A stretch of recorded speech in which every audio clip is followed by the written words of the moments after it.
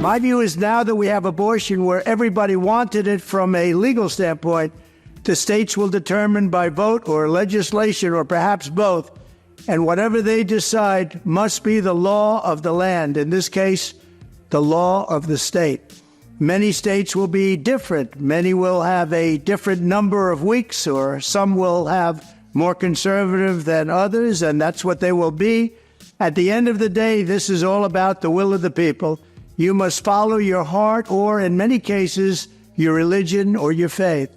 Do what's right for your family and do what's right for yourself. Do what's right for your children. Do what's right for our country and vote.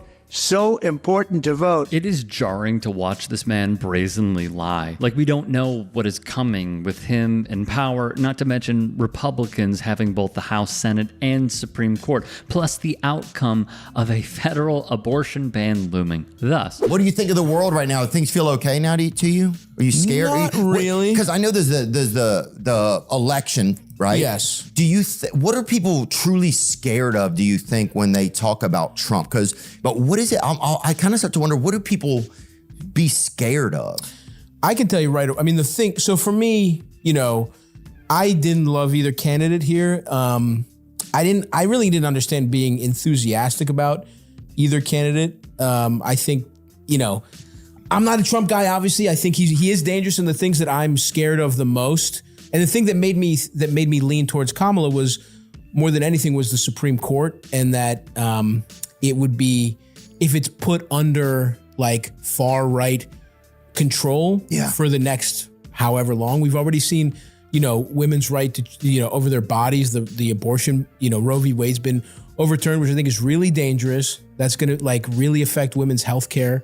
Already in states that banned it, you see they're getting less just general OBGYN care because it's more dangerous to be a doctor in those states. So we don't think about it trickles down. So it's harder to get just general health care, let alone abortion, in Texas now for women. And that's only going to get harder in rural states. And I think for me, that was the number one issue. That's really scary to me. Well, leave it to none other than comedian Stavros Halkias, who you can see make appearance after appearance on Haas's Twitch stream, to go on Theo Vaughn's podcast and set the record straight for Theo's audience. We're going to have to seal up those borders. He made immigration the centerpiece of his campaign. We're like a garbage can for the world. And when he's back in the White House, President-elect Trump has promised to immediately crack down with mass deportations of people in the country illegally.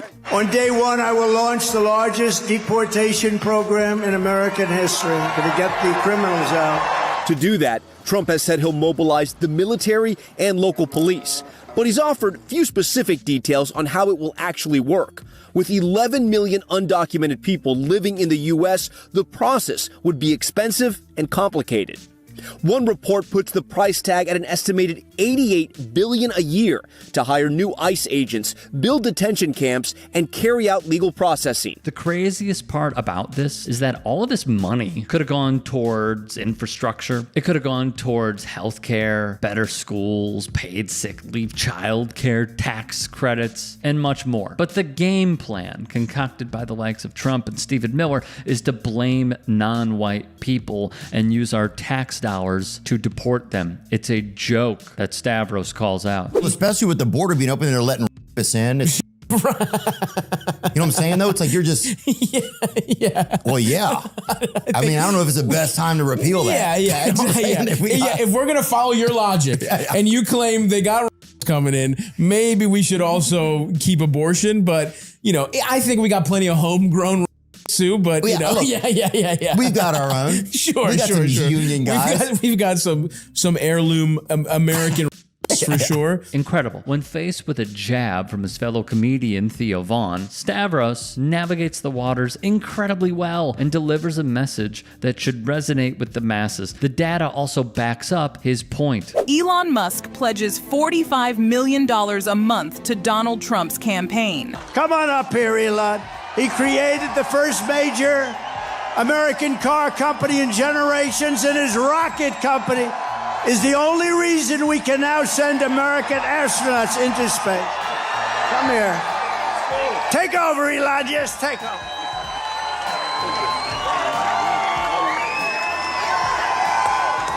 Hi, everyone.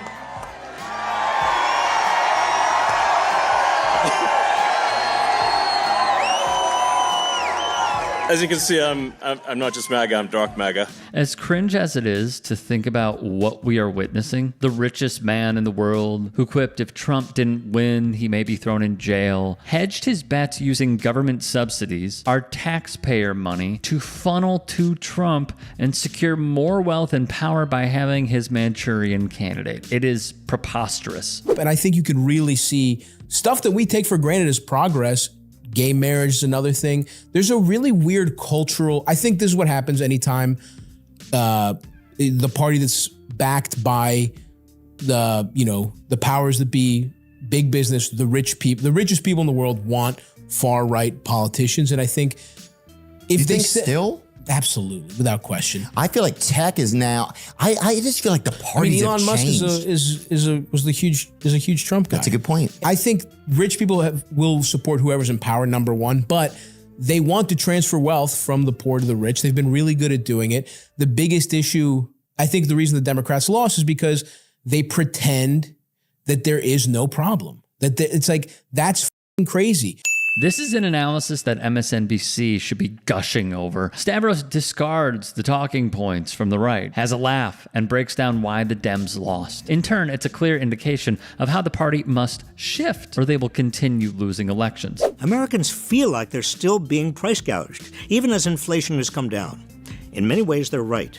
If we take a closer look at a few of the biggest drivers of inflation, we'll see that some corporations are still using their power and shady techniques. Of course, much more needs to be done. Americans are struggling to get by, while corporations are raking it in.